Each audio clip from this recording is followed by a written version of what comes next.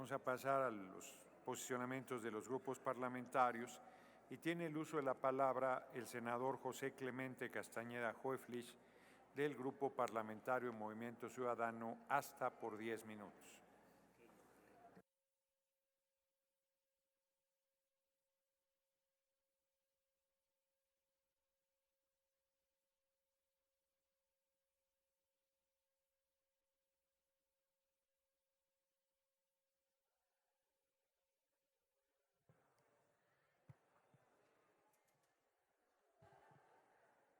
Con el permiso de la mesa directiva, Adelante. Compañeras y compañeros senadores, uno de los fracasos más graves y evidentes del Estado mexicano ha sido justamente la incapacidad para darle a las personas acceso a la justicia. Y hoy, una vez más, se confunde hacer justicia con encarcelar a la gente. Nuevamente, Morena y sus aliados han decidido ampliar o impulsar la ampliación de delitos que ameritan prisión preventiva oficiosa. Recordemos que ya lo hicieron en el 2019, donde se amplió este catálogo y, por cierto, Movimiento Ciudadano fue la única fuerza política que en su totalidad votó en contra de esta medida en el Senado de la República.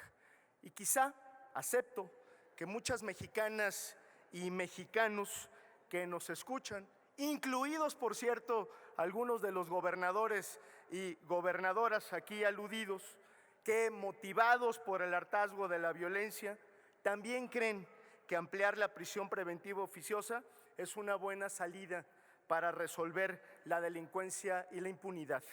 Permítanme decirles que disiento respetuosamente de esa visión y a las mexicanas y los mexicanos queremos explicarles por qué. A ellos queremos explicarles por qué Movimiento Ciudadano se opone a esta reforma y por qué creemos que es una injusticia y sobre todo una condena, sí, para la gente más pobre. La prisión preventiva oficiosa es, en resumidas cuentas, prisión sin juicio, sin pruebas, sin juicio, sin nada. Es posible encarcelar a una persona con la presunción de culpabilidad. Dicho en otros términos, estamos haciendo que en este país se encarcele para investigar y no se investigue para justamente atrapar a los culpables de todos estos delitos que hoy se incorporan a este catálogo. Nosotros sostenemos que la prisión sin juicio es un error y afecta a la gente en general, pero sí a la gente más pobre. Es poco efectiva o es prácticamente ineficaz la prisión preventiva oficiosa porque no acaba con la delincuencia y porque en realidad no combate la impunidad. Del 2018 al 2024 se registraron 189,000 víctimas de homicidio doloso, el mayor acumulado en este sexenio. De acuerdo con el Secretariado Ejecutivo del Sistema Nacional de Seguridad Pública, los presuntos delitos de violación crecieron en 48% en 5 años, pasando de 15,000 casos a 22,000 en 2023. Si la prisión preventiva oficiosa fuera efectiva, porque estos dos delitos están en el catálogo, ¿por qué no hemos logrado reducir la criminalidad? Ha sucedido todo lo contrario. No, compañeras y compañeros, el verdadero problema es que cerca del 90% de los delitos nunca se denuncian. Una tercera parte de los delitos denunciados nunca se investigan y menos del 16% de las investigaciones se resuelven entre comillas. Si la prisión preventiva oficiosa fuera útil, la pregunta que nos tenemos que hacer es ¿por qué no hemos reducido las cifras de impunidad? Segunda razón, porque la prisión preventiva oficiosa es, como se ha dicho aquí, violatoria de los derechos humanos y del principio de presunción de inocencia. Y en cualquier sistema democrático, cualquiera, la prisión preventiva debería ser una figura excepcional, aplicarse con legalidad, necesidad y proporcionalidad. Y no lo decimos nosotros, lo dice la Corte Interamericana de Derechos Humanos, quien desde hace más de 10 años ha sostenido que esta figura constituye un problema estructural inaceptable en una sociedad democrática cuya aplicación tiene un impacto directo en el incremento de la población penal. De acuerdo con el Censo Nacional del Sistema Penitenciario Federal y Estatal del INEGI, la población privada de su libertad creció en 19%.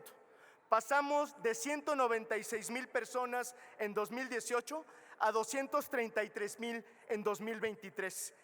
Este incremento de la población penal tiene una sospechosa coincidencia con el incremento de delitos de prisión preventiva oficiosa impulsada desde el 2019. Incluso hay investigaciones como la de Intersecta que asevera que el aumento acelerado de personas encarceladas sin sentencia es justamente resultado de la reforma del 2019 que ustedes impulsaron. Según el INEGI, al 2023, casi 87,000 personas duermen sin sentencia en un centro penitenciario, de las cuales 44.3%, más de 38,500 personas, se encontraban justamente en prisión preventiva oficiosa.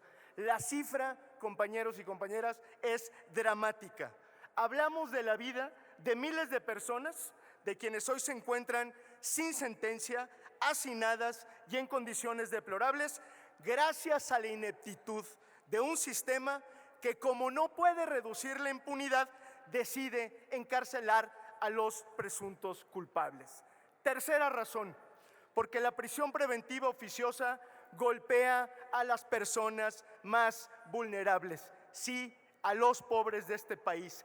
Poco más de 73,000 personas, casi una tercera parte de la población privada de su libertad, apenas tiene educación básica. Son fundamentalmente personas que trabajan en el comercio informal y que con trabajos tienen lo suficiente para sobrevivir.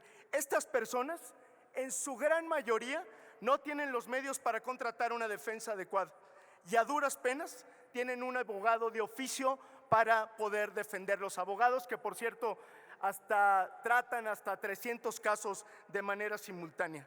La prisión preventiva oficiosa afecta de manera desproporcionada a las mujeres. Hay 42% de hombres sin sentencia y en el caso de las mujeres llega el 53%. Los datos hablan por sí solos. Los más pobres, las mujeres, las personas con baja escolaridad y quienes no tienen dinero para defenderse son las que hoy llenan nuestras cárceles, la gran mayoría de ellas sin juicio.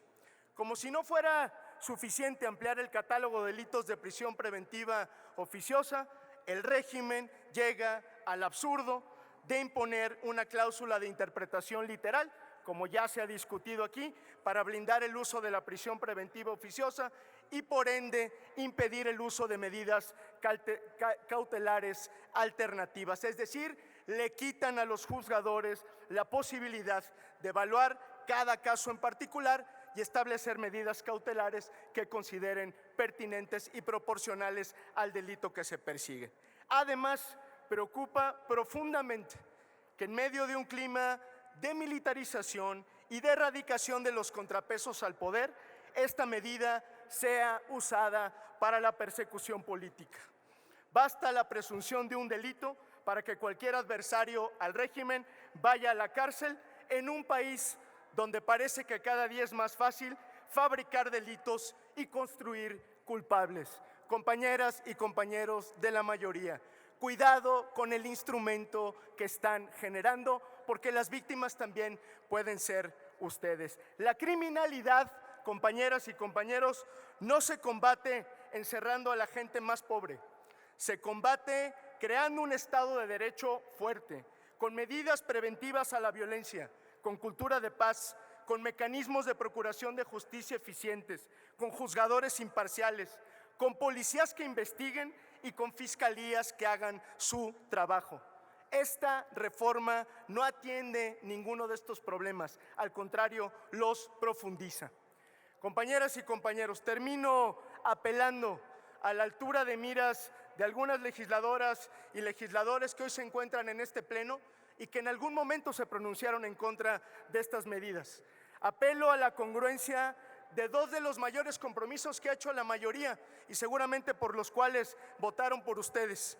No se atropellen los derechos humanos, no se castigue a los pobres.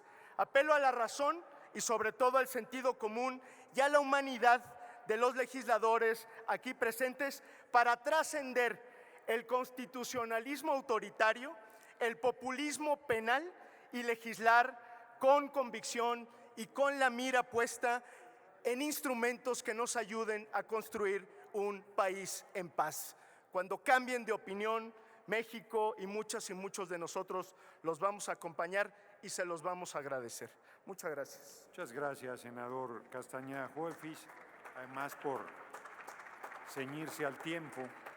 Tiene la palabra la senadora